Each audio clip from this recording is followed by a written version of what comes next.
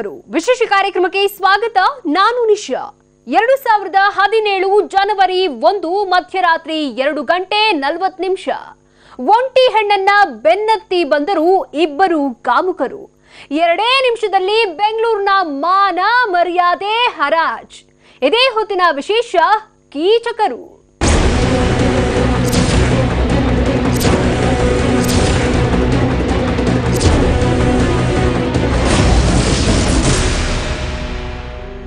ಬೆಂಗಳೂರನ್ನ ಅಂಥ ಸಿಟಿ ಇಂಥ ಸಿಟಿ ಅಂತ ಹಾಡಿ ಹೋಗ್ಲಿದ್ದೇ ಬಂತು. ಈಗ ಅದೆಲ್ಲವೂ ಮಣ್ಪಾಲಾಗಿದೆ. ಕೇವಲ 2 ನಿಮಿಷ ಅಷ್ಟೇ ಬೆಂಗಳೂರಿನ ಘನತೆ, ಗೌರವ, ಮಾನ, ಮರ್ಯಾದೆ ಎಲ್ಲ ಹರಾಜಾಗೋಗಿದೆ. ಅಂತಾರಾಷ್ಟ್ರೀಯ ಮಟ್ಟದಲ್ಲಿ ಬೆಂಗಳೂರಿನ ಬಗ್ಗೆ ಭಯದ ವಾತಾವರಣ ನಿರ್ಮಾಣವಾಗಿದೆ. ಅದಕ್ಕೆಲ್ಲ ಕಾರಣ ಜನವರಿ 1ನೇ ತಾರೀಕು ಮಧ್ಯರಾತ್ರಿ ನಡೆದಂತ ಒಂದು ಘಟನೆ. ಬನ್ನಿ ಆ ಘಟನೆ ಯಾವುದು, ಅಲ್ಲಿ ನಡೆದದ್ದೇನು ಅನ್ನೋ ಫ್ರೇಮ್ ಟು ಫ್ರೇಮ್ ಡೀಟೇಲ್ನ ನಿಮ್ಮ ಮುಂದಿಡ್ತೀವಿ. 2017 ಜನವರಿ 1ರ ಮಧ್ಯರಾತ್ರಿ 2 ಗಂಟೆ 40 ನಿಮಿಷ ಬೆಂಗಳೂರಿನಲ್ಲಿ ನಡೆದು ಹೋಯಿತು ನಡೆಯಬಾರದ ಒಂದು ಘಟನೆ.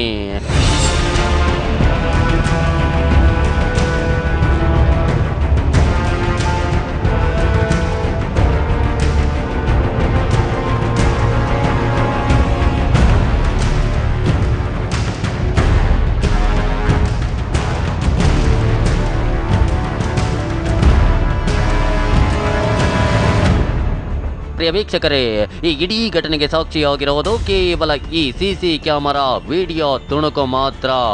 ಸರಿಯಾಗಿ 120 ಸೆಕೆಂಡ್, ಅರ್ಥಾತ್ ಸರಿಯಾಗಿ 2 ನಿಮಿಷಗಳ ವಿಡಿಯೋ ತುಣುಕಿದು. ಇಡೀ ಬೆಂಗಳೂರಿನ ಘನತೆ, ಮಾನ ಮರ್ಯಾದೆಯನ್ನು ಅಂತಾರಾಷ್ಟ್ರೀಯ ಮಟ್ಟದಲ್ಲಿ ಹರಾಜು ಹಾಕಿದ ಘಟನೆಗೆ ಸಾಕ್ಷಿಯಾಗಿರೋ ವಿಡಿಯೋ ಇದೊಂದೇ.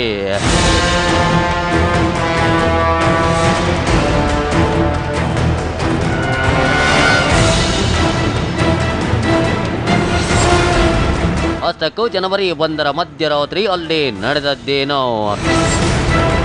ಕಮ್ಮನಹಳ್ಳಿಯ ಲಾರೆನ್ಸ್ ರಸ್ತೆಯಲ್ಲಿ ಕೀಚಕರು ಮಾಡಿದ್ದೇನೋ. ನಾವು ತೋರಿಸ್ತೀವಿ ಘಟನೆಯ frame to frame details.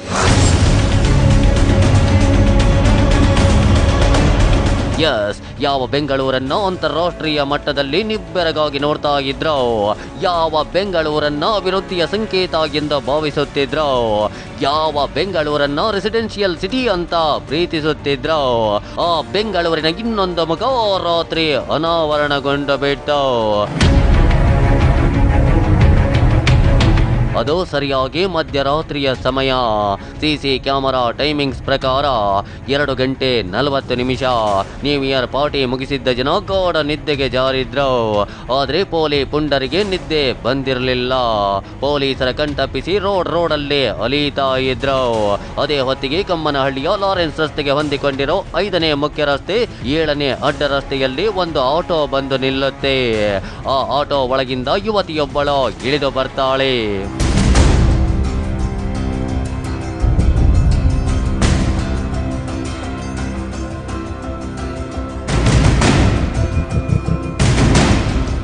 New year ಆಗಿದ್ರಿಂದ ಆ ಪ್ರದೇಶದಲ್ಲಿ ಜನ ಗಿನ್ನ ಓಡಾಡ್ತಾನೆ ಇದ್ರು. ಮುಖ್ಯ ರಸ್ತೆಯಲ್ಲಿ ಆಗೊಂದು ಈಗೊಂದು 2 ವೀಲರ್ಗಳ ಓಡಾಡ್ತಾ ಇದ್ವು. ಆಟೋದಿಂದ ಇಳಿದ ಯುವತಿ ಆತುರದಿಂದಲೇ ತಾನು ತಂಗಿದ್ದ ಪಿಜಿಯ ಕಡೆಗೆ ಅವಸರವಾಗಿ ಧಾವಿಸಿ ಬಂದ್ಲು. ಹಾಗೆ ಕ್ಯಾಮರಾದಿಂದ ದೂರವಾಗುವಷ್ಟರಲ್ಲಿ ಒಟ್ಟು 6 ಬೈಕುಗಳು 2 ಕಾರ್ಗಳು ಆ ರಸ್ತೆಯಲ್ಲಿ ಪಾಸ್ ಆಗಿದ್ವು. ಅದರಲ್ಲೊಂದು 2 ವೀಲರ್ ವಾಹನ ಯುವತಿ ನಡೆದು ಬಂದ ದಾರಿಯಲ್ಲೇ ಹೋಗಿತ್ತು.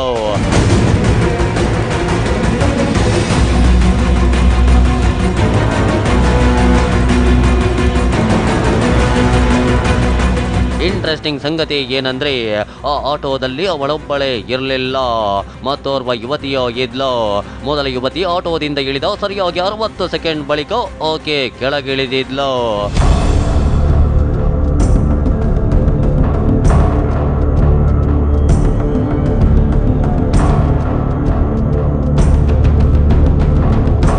ಅವಳೇಕೆ 60 ಸೆಕೆಂಡ್ ಆಟೋದಲ್ಲಿ ಕುಳಿತಿದ್ಲು ಅನ್ನೋ ಪ್ರಶ್ನೆಗೆ ಯಾರಲ್ಲ ಉತ್ತರವಿಲ್ಲ. ಮೋಸ್ಟ್ಲಿ ಆಟೋ ಚಾಲಕನಿಗೆ ಚಿಲ್ಲರೆ ಕೊಡ್ತಾ ಇದ್ರೋ ಇರಬಹುದು. ಆಕೆ ಇಳಿದ ಬಳಿಕವೂ ಆ ಮುಖ್ಯ ರಸ್ತೆಯಲ್ಲಿ ಟೂ ವೀಲರ್ ಹಾಗೂ ಆಟೋಗಳು ಓಡಾಡುತ್ತಲೇ ಇದ್ವು. ಯುವತಿ ಆಟೋದಿಂದ ಕೆಳಗಿಳಿದು ಸರಿಯಾಗಿ 27 ಹೆಜ್ಜೆ ಮುಂದಿಟ್ಟಿದ್ಲು ಅಷ್ಟೇ. ಆ ಕಡೆಯಿಂದ ಒಂದು ಟೂ ವೀಲರ್ ವೇಗವಾಗಿ ಬಂದು ಬಿಡ್ತು. ಅದರ ಹಿಂದೆ ಮತ್ತೆರಡು ಟೂ ವೀಲರ್ಗಳು ಬಂದು ನಿಂತ್ವು.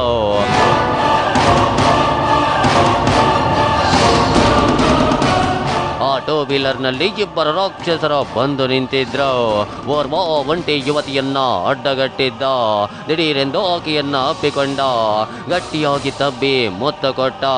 ಆ ಯುವತಿ ಕಿರುಚೋಕು ಆಗದಂತೆ ಬಿಗಿದು ಅಪ್ಪಿಕೊಂಡ. ಅಲ್ಲಿವರೆಗೆ ಅಲ್ಲೇ ನಿಂತಿದ್ದ ಆಟೋ ಚಾಲಕ ಆ ಪೋಲಿ ಹುಡುಗರ ಗ್ಯಾಂಗ್ ಕಂಡು ಹೆದರಿ ಓಟ ಕಿತ್ತ.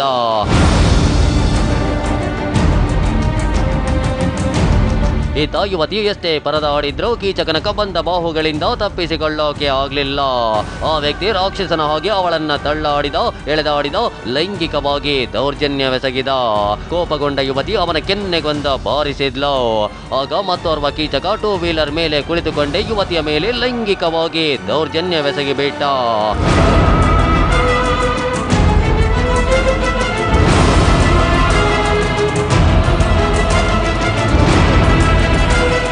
ಆಗಿಬ್ಬರ ಬಲಾಢ್ಯ ರಾಕ್ಷಸರ ಕೈಗೆ ಸಿಕ್ಕಿ ಬಿದ್ದ ಯುವತಿ ಜೋರಾಗಿ ಕಿರುಚಿಕೊಂಡ್ಲು.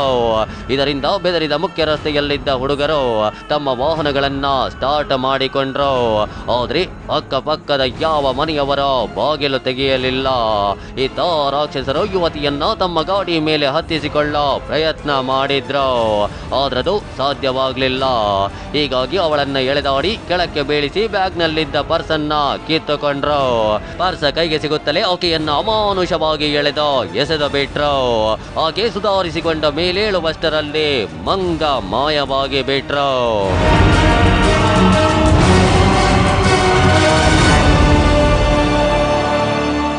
ಕೇವಲ 2 ನಿಮಿಷದಲ್ಲಿ ನಡೆದ ಘಟನೆ ಇದು. ಅಷ್ಟಕ್ಕೂ ಅಲ್ಲಿ ಕಾಮುಕರ ಕೈಗೆ ಸಿಕ್ಕ ಆ ಯುವತಿ ಯಾರು? ಆ ಹೊತ್ತಿನಲ್ಲಿ ಆಕೆ ಅಲ್ಲಿಗೇಕೆ ಬಂದ್ಲು? ಆ ಡೀಟೇಲ್ ನಿಮ್ಗೆ ತೋರಿಸ್ತೀವಿ. ಅದಕ್ಕೂ ಮುನ್ನ ಒಂದು ಸ್ಮಾಲ್ ಬ್ರೇಕ್.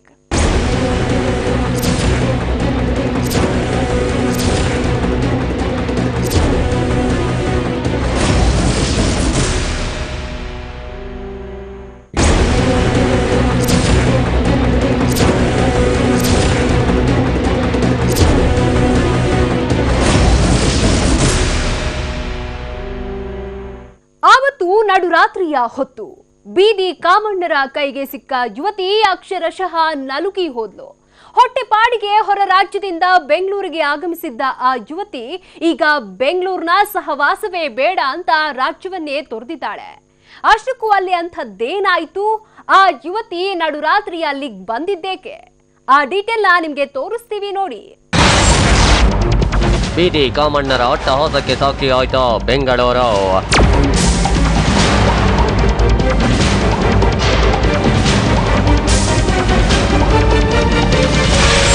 2 ನಿಮಿಷಕ್ಕೆ ಬೆಂಗಳೂರಿನ ಮೌನ ಮರ್ಯಾದೆ ಹರಾಜ್.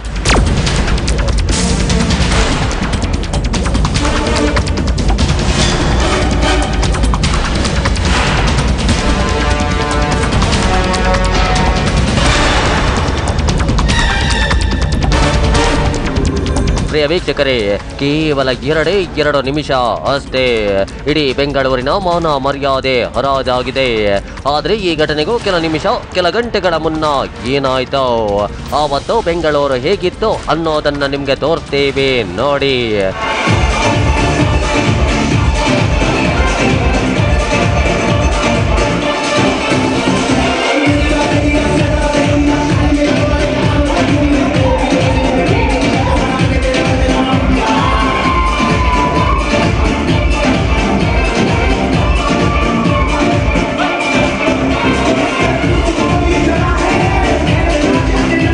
ಅದು ಡಿಸೆಂಬರ್ 31 ಶನಿವಾರ ಕಳೆದು ಭಾನುವಾರಕ್ಕೆ ಕಾಲಿಟ್ಟ ಕ್ಷಣವದು. ಅಕ್ಷರಶಃ ಸೂರ್ಯ ಮುಳುಗಿದ್ದ, ಎಲ್ಲೆಲ್ಲೋ ಕತ್ತಲಾಗಿದ್ದ. ಆದ್ರೆ ಸಿಲಿಕಾನ್ ಸಿಟಿ ಬೆಂಗಳೂರು ಮಾತ್ರ ನಿದ್ದೆಗೆ ಜಾರಲಿಲ್ಲ. ಆಕಾಶದಲ್ಲಿ ಸಿಡಿಮದ್ದುಗಳು ಚಿತ್ತಾರ ಬಿಡಿಸುತ್ತಲೇ ಇದ್ದವು. ಮ್ಯೂಸಿಕ್ ಬಾಕ್ಸ್ಗಳು ಸದ್ದು ಮಾಡುತ್ತಲೇ ಹೋದವು. ಹೇಳಿ ಕೇಳಿ ವೀಕೆಂಡ್, ಹೊಸ ವರ್ಷಕ್ಕೆ ಕಾಲಿಟ್ಟ ಸಂಭ್ರಮದಲ್ಲಿದ್ದ ಯುವಕ ಯುವತಿಯರು ಬಿಂದಾಸ್ ಆಗಿ ಕುಣಿದು ಕುಪ್ಪಳಿಸಿದ್ರು. ಮೈ ಮರೆತು ಎಂಜಾಯ್ ಮಾಡಿದ್ರು. ಕುಣಿಯುತ್ತಲೇ ಹೊಸ ವರ್ಷವನ್ನ ಬರಮಾಡಿಕೊಂಡ್ರು.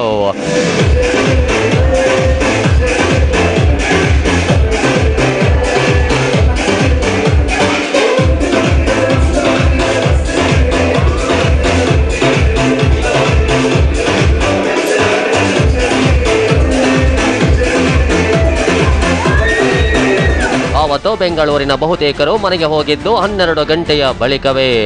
ಬೆಂಗಳೂರು ಪೊಲೀಸರು ಟೈಟ್ ಸೆಕ್ಯೂರಿಟಿ ಮಾಡಿದ್ದೇವೆ ಅನ್ನೋ ಭರವಸೆ ಬೇರೆ ಕೊಟ್ಟಿದ್ರು. ಹೀಗಾಗಿ ಜನ ಕೂಡ 1 ಗಂಟೆವರೆಗೂ ಪಾರ್ಟಿ ಮೂಡ್ನಲ್ಲೇ ಇದ್ರು. ನಿಮ್ಗೆಲ್ಲ ಗೊತ್ತಿರೋ ಹಾಗೆ ಬೆಂಗಳೂರು IT ಸಿಟಿ. ಉತ್ತರ ಭಾರತ ಹಾಗೂ ಈಶಾನ್ಯ ರಾಜ್ಯಗಳ ಲಕ್ಷಾಂತರ ಯುವಕ ಯುವತಿಯರು ಬೆಂಗಳೂರಿನಲ್ಲಿ ನೆಲೆಸಿದ್ದಾರೆ. ಹೀಗೆ ನೆಲೆಸಿದ್ದ ಈಶಾನ್ಯ ರಾಜ್ಯದ ಯುವತಿಯರಿಬ್ಬರು ನ್ಯೂ ಇಯರ್ ಪಾರ್ಟಿ ಮುಗಿಸಿಕೊಂಡು ಕಮ್ಮನಹಳ್ಳಿಯ ಲಾರೆನ್ಸ್ ರಸ್ತೆಯ ಸಮೀಪದಲ್ಲಿರೋ ತಮ್ಮ ಪಿಜಿಗೆ ತೆರಳುತ್ತಿದ್ರು.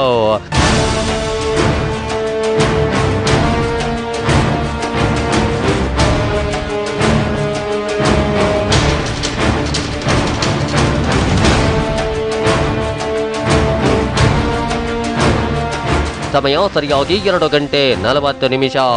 ಒಂಟಿ ಯುವತಿ ಆಟೋದಿಂದ ಕೆಳಗಿಳಿಯೋದನ್ನ ಕಂಡ ಪೋಲಿ ಹುಡುಗರ ತಂಡಕ್ಕೆ ಚಂದಿರನ ತುಂಡೊಂದು ಭೂಮಿಗೆ ಬಿದ್ದು ಬಿಟ್ಟಿದೆ ಅನಿಸಿಬಿಟ್ಟಿತ್ತು.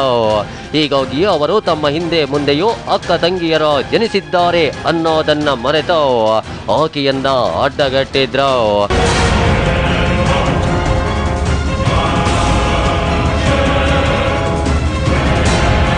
ಅದರಲ್ಲೊಬ್ಬ ಕಾಮುಕ ಆ ಯುವತಿಯನ್ನ ಅಪ್ಪಿಕೊಂಡು ಬಲವಂತವಾಗಿ ಮುತ್ತಿಟ್ಟಿದ್ದ, ಎಳೆದಾಡಿದ್ದ, ಲೈಂಗಿಕ ಹಿಂಸೆ ಕೊಟ್ಟಿದ್ದ. ಆತನ ಜೊತೆಯಲ್ಲಿ ಮತ್ತೋರ್ವ ಕಾಮುಕ ನಡುದಾರಿಯಲ್ಲಿ ತನ್ನ ಕಾಮತೃಷೆ ತೀರಿಸಿಕೊಳ್ಳುವ ಪ್ರಯತ್ನ ನಡೆಸಿದ್ದ.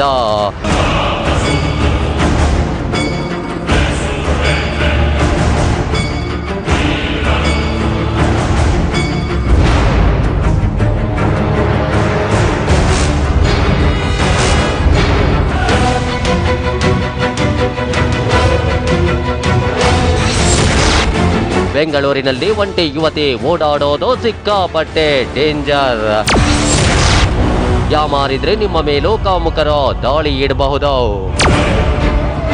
ಪ್ರಿಯ ವೀಕ್ಷಕರೇ, ಈ ಸ್ಟೋರಿ ನೋಡುವಾಗ ಕ್ರೇಜಿ ಸ್ಟಾರ್ ರವಿಚಂದ್ರನ್ ಅಭಿನಯದ ಒಂದು ಹಾಡು ನೆನಪಿಗೆ ಬರದೇ ಇರೋದಿಲ್ಲ. ನಡು ರಾತ್ರಿ ಸ್ವಾತಂತ್ರ್ಯ ಕೊಟ್ಟರೆ, ನೀವು ತಂದು ಬೀದಿಲಿ ಇಟ್ಟರೆ, ನಮ್ಮ ಊರು ಎಂದು ರಾಮರಾಜ್ಯವಾಗದು, ನಮ್ಮ ಸುತ್ತಿಗಿರೋ ಶಾಪ ಬಿಟ್ಟು ಹೋಗದು. ವೇದಾಂತ ನುಡಿವ ನಾಡಿನಲ್ಲಿ ಹೀಗೇಕೆ ನೀವು ಬಾಳುವಿರಿ? ಹೆಣ್ಣನ್ನು ಪೂಜಿಸೋ ಭೂಮಿಯಲ್ಲಿ ಈ ನೀತಿ ಸರಿಯೇ ಯೋಚಿಸಿರಿ. ದೇಶ ನನ್ನದು, ಬುದ್ಧನಿದ್ದ ಭೂಮಿ ನನ್ನದು. ಹೌದು, ನಮಗೆ ಸ್ವಾತಂತ್ರ್ಯ ಸಿಕ್ಕಿದ್ದ ನಡುರಾತ್ರಿಯಲ್ಲೇ. ಆದ್ರೆ ಅದೇ ಸ್ವಾತಂತ್ರ್ಯವನ್ನ ಬೀದಿಗೆ ತಂದಿಟ್ಟು ಎಷ್ಟೋ ವರ್ಷ ಕಳೆದು ಹೋಗಿದೆ. ವೇದಾಂತ ನುಡಿಯೋ ನಾಡಲ್ಲಿ, ಹೆಣ್ಣನ್ನ ಪೂಜಿಸೋ ಭೂಮಿಯಲ್ಲಿ ಇಂದು ಅನಾಚಾರ, ಬಲಾತ್ಕಾರ ಮೇರೆ ಮೀರಿದೆ. ಗಾಂಧಿ ಹುಟ್ಟಿದ್ದು, ಬುದ್ಧ ಹುಟ್ಟಿದ್ದು ಇದೇ ಭೂಮಿಯಲ್ಲ ಅನ್ನೋ ಅನುಮಾನ ಈಗ ಕಾಡತೊಡಗಿದೆ. ಯಾಕಂದ್ರೆ ಓರ್ವ ಹೆಣ್ಣು ತೊಂದರೆಗೆ ಸಿಲುಕಿದಾಗ ಹೀರೋ ಎಂಟ್ರಿ ಆಗೋಕೆ. ಇದು ಸಿನಿಮಾನೂ ಅಲ್ಲ. ಸಿನಿಮಾ ಹೀರೋ ಇಲ್ಲಿ ಬರೋಕೆ ಆಗೋದು ಇಲ್ಲ.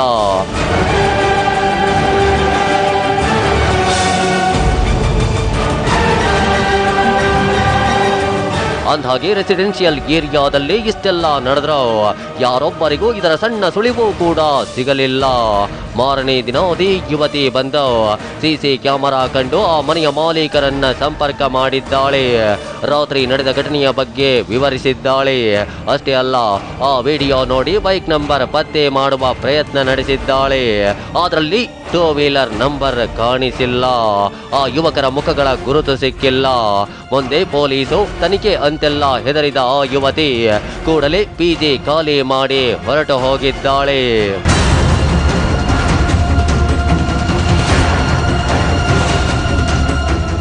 ಬೆಂಗಳೂರಿನಲ್ಲಿ ನಡೆದಂತ ಯುವತಿ ಮೇಲಿನ ಲೈಂಗಿಕ ದೌರ್ಜನ್ಯ ಪ್ರಕರಣ ಈಗ ಪೊಲೀಸರಿಗೆ ದೊಡ್ಡ ಚಾಲೆಂಜ್ ಆಗಿದೆ. ಇದುವರೆಗೆ ಪೊಲೀಸರು ಏನೆಲ್ಲ ಮಾಡಿದ್ದಾರೆ, ಈ ಪ್ರಕರಣದ ಹಿಂದಿನ ಕಹಾನಿ ಏನು ಅನ್ನೋದನ್ನ ನಿಮಗೆ ತೋರಿಸ್ತೀವಿ. ಅದಕ್ಕೂ ಮುನ್ನ ಒಂದು ಸ್ಮಾಲ್ ಬ್ರೇಕ್.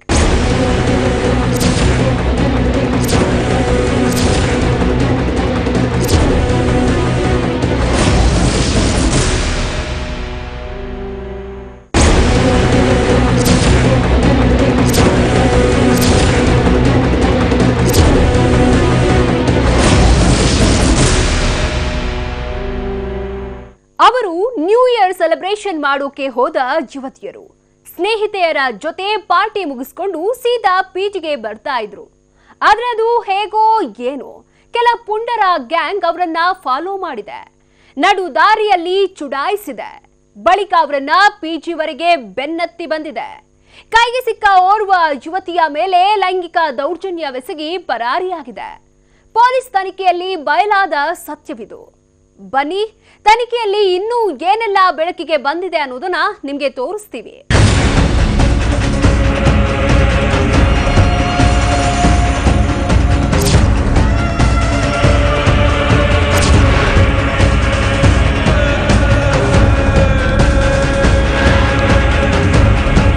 ಬೆಂಗಳೂರಿನ ಬಾಣಸವಾಡಿ ಬಳಿಯ ಕಮ್ಮನಹಳ್ಳಿಯಲ್ಲಿ ನಡೆದ ಈ ಘಟನೆ ನಿಜಕ್ಕೂ ಬೆಂಗಳೂರಿಗರನ್ನ ತಲೆ ತಗ್ಗಿಸುವಂತೆ ಮಾಡಿದೆ. 2 ನಿಮಿಷದಲ್ಲಿ ಬೆಂಗಳೂರಿನ ಘನತೆ ಗೌರವಗಳೆಲ್ಲ ಮಣ್ಣು ಪಾಲಾಗಿದೆ. ಹೀಗಾಗಿಯೇ ಬೆಂಗಳೂರು ಪೊಲೀಸರು ಈ ಪ್ರಕರಣವನ್ನ ಗಂಭೀರವಾಗಿ ಪರಿಗಣಿಸಿದ್ದಾರೆ. ಸಿಸಿಟಿವಿ ದೃಶ್ಯವನ್ನ ಪರಿಶೀಲಿಸಿದ್ದಾರೆ. ಆದರೆ ಅದರಲ್ಲಿ ವಾಹನದ ಸಂಖ್ಯೆಯಾಗ್ಲಿ ಕಾಮುಕರ ಗುರುತಾಗ್ಲಿ ಪತ್ತೆಯಾಗಿಲ್ಲ. ಹೀಗಾಗಿ ಸುತ್ತಮುತ್ತಲ ಎಲ್ಲ ಸಿಸಿ ಕ್ಯಾಮೆರಾಗಳ ಪರಿಶೀಲನೆ ನಡೆಸಿದ್ದಾರೆ. ಅದರ ಆಧಾರದ ಮೇಲೆ ಒಂದೇ ದಿನ 12 ಶಂಕಿತರನ್ನ ವಶಕ್ಕೆ ಪಡೆಯಲಾಗಿದೆ.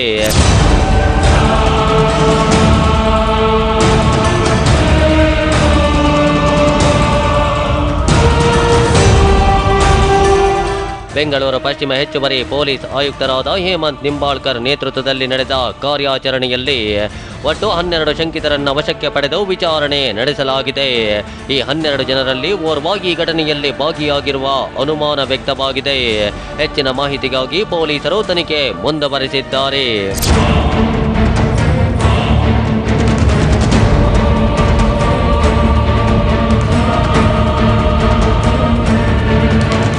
ಒಂದನೇ ತಾರೀಕು ಬೆಳಗಿನ ಜಾವ ಅರ್ಲಿ ಮಾರ್ನಿಂಗ್ ಸುಮಾರು 2:15 ಗಂಟೆಗೆ ನಡೆದಿದ್ದ ಈ ಘಟನೆ ಬಗ್ಗೆ ನಿನ್ನೆನೇ ಒಂದು FIR ರಿಜಿಸ್ಟರ್ ಆಗಿದೆ.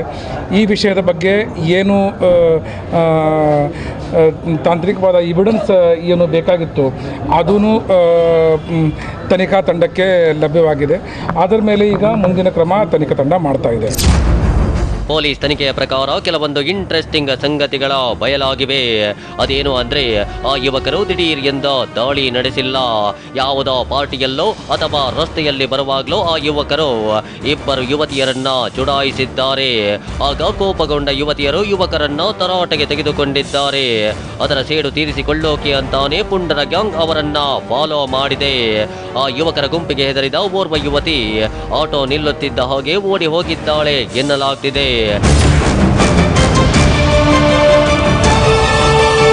ಮತ್ತೋರ್ವ ಯುವತಿ ಆಟೋ ಚಾಲಕನಿಗೆ ಹಣ ಕೊಟ್ಟು ಬರುವಷ್ಟರಲ್ಲಿ ಯುವಕರು ಅಡ್ಡಗಟ್ಟಿದ್ದಾರೆ. ಆಕೆಯನ್ನ ಬಿಗಿದಪ್ಪಿ ಅಪಮಾನಿಸಿದ್ದಾರೆ, ಲೈಂಗಿಕ ದೌರ್ಜನ್ಯವೆಸಗಿದ್ದಾರೆ ಎನ್ನಲಾಗ್ತಿದೆ. ಪರ್ಸ್ ಕಿತ್ತುಕೊಂಡ ಪರಾರಿಯಾಗಿದ್ದಾರೆ. ಆದರೆ ಸಂಪೂರ್ಣ ತನಿಖೆಯ ಬಳಿಕವಷ್ಟೇ ಆರೋಪಿಗಳು ಯಾರು ಅನ್ನೋ ಬಗ್ಗೆ ಮಾಹಿತಿ ಸಿಗುತ್ತೆ. ಅಷ್ಟೇ ಅಲ್ಲ, ಈ ಘಟನೆಯ ಸಂಪೂರ್ಣ ಕಹಾನಿ ಕೂಡ ಬಯಲಾಗುತ್ತೆ.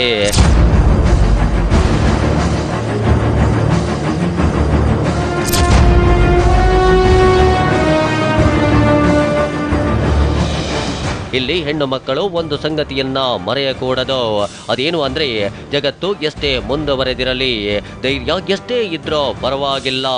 ನಡುರಾತ್ರಿಯಲ್ಲಿ ಒಂಟಿಯಾಗಿ ಓಡಾಡೋದನ್ನು ಆದಷ್ಟು ಅವಾಯ್ಡ್ ಮಾಡಬೇಕು. ಯಾಕಂದ್ರೆ ಗಾಂಧಿ ರಾಮರಾಜ್ಯದ ಬಗ್ಗೆ ಕಂಡ ಕನಸು ನನಸಾಗುತ್ತೆ ಅನ್ನೋ ಕಾಲ ಇದಲ್ಲ. ಇನ್ನು ಆಟೋದಲ್ಲಿ ಬಂದ ಆ ಯುವತಿಯರು ತಮ್ಮ PG ವರೆಗೆ ಆಟೋದಲ್ಲೇ ತೆರಳಬಹುದಿತ್ತು. ಆದ್ರೆ ಆ ಯುವತಿಯರು ಮುಖ್ಯ ರಸ್ತೆಯಲ್ಲಿ ಆಟೋ ನಿಲ್ಲಿಸಿ ನಡೆದುಕೊಂಡು ಹೋಗಿದ್ದಾರೆ. ಇದಿಷ್ಟೇ ಅಲ್ಲ, ಮಧ್ಯರಾತ್ರಿ ಒಂಟಿಯಾಗಿ ತೆರಳುವಾಗ ಮನೆ ಅಥವಾ PGಯಲ್ಲಿರೋ ಸಂಬಂಧಿ ಅಥವಾ ಸ್ನೇಹಿತರಿಗೆ ಫೋನ್ ಮಾಡಬೇಕು. ಆಗವರು ಎದ್ದು ಕಾಯುತ್ತಾರೆ. ಆಗ ಇಂಥ ಘಟನೆಗಳನ್ನ ತಡೆಯಬಹುದು. ಅಟ್ಲೀಸ್ಟ್ ಕಾಮುಕರ ಕೈಯಿಂದ ಬಚಾವಾಗಬಹುದು. ಆದ್ರೆ ಆ ಯುವತಿಯರು ಅದ್ಯಾವುದನ್ನು ಮಾಡಿಲ್ಲ. ಹಾಗಂತ ಯುವತಿಯರು ತಪ್ಪು ಮಾಡಿದ್ದಾರೆ ಎನ್ನುತ್ತಿಲ್ಲ. ಎಚ್ಚರಿಕೆ ವಹಿಸಿದ್ರೆ ಕಾಮುಕರ ಕೈಯಿಂದ ಬಚಾವಾಗಬಹುದಿತ್ತು.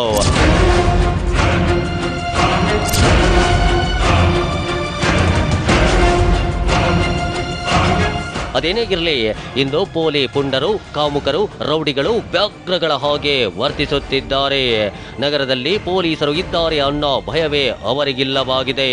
2 ದಿನ ಜೈಲು, ಮಾರನೇ ದಿನ ಬೇಲು ಅನ್ನೋ ಪಾಲಿಸಿ ಪುಂಡರ ತಲೆಯಲ್ಲಿ ಬೇರೂರಿದೆ. ಯಾಕಂದ್ರೆ ಬೆಂಗಳೂರಿನಲ್ಲಿ ಪೊಲೀಸರ ಗನ್ನುಗಳು ಸದ್ದು ಮಾಡಿ ಬಹಳ ದಿನಗಳಾಯ್ತು. ಹೀಗಾಗಿಯೇ ಪೊಲೀಸರ ಭಯವೇ ಇಲ್ಲದಂತ ವಾತಾವರಣ ಬೆಂಗಳೂರಿನಲ್ಲೇ ನಿರ್ಮಾಣವಾಗಿದೆ. ಇಂಥ ಮತ್ತೊಂದು ಘಟನೆ ಮರುಕಳಿಸಬಾರದು ಅಂದ್ರೆ ತಪ್ಪಿತಸ್ಥರಿಗೆ ಕಠಿಣ ಶಿಕ್ಷೆಯಾಗಬೇಕು. ಹೆಣ್ಣು ಮಕ್ಕಳ ಮೇಲೆ ಕೈ ಹಾಕುವ ಪುರುಷ ಪುಂಗವರಿಗೆ ಹೊಸದೊಂದು ಪಾಠ ಕಲಿಸಬೇಕು. ಆಗ ಮಾತ್ರ ಬೆಂಗಳೂರಿನಲ್ಲಿ ಸ್ತ್ರೀ ಕುಲಕ್ಕೆ ರಕ್ಷಣೆ.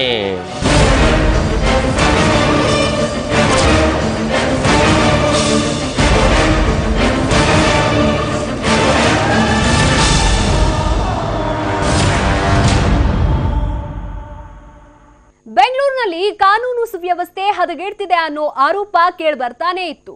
ಈಗ ಅದು ಮತ್ತೊಮ್ಮೆ ಪ್ರೂವ್ ಆಗಿದೆ. ಬೆಂಗಳೂರಲ್ಲಿ ಸ್ತ್ರೀ ಕುಲಕ್ಕೆ ರಕ್ಷಣೆ ಎಲ್ಲಿ ಅನ್ನೋ ದೊಡ್ಡ ಪ್ರಶ್ನೆ ಎದ್ದಿದೆ.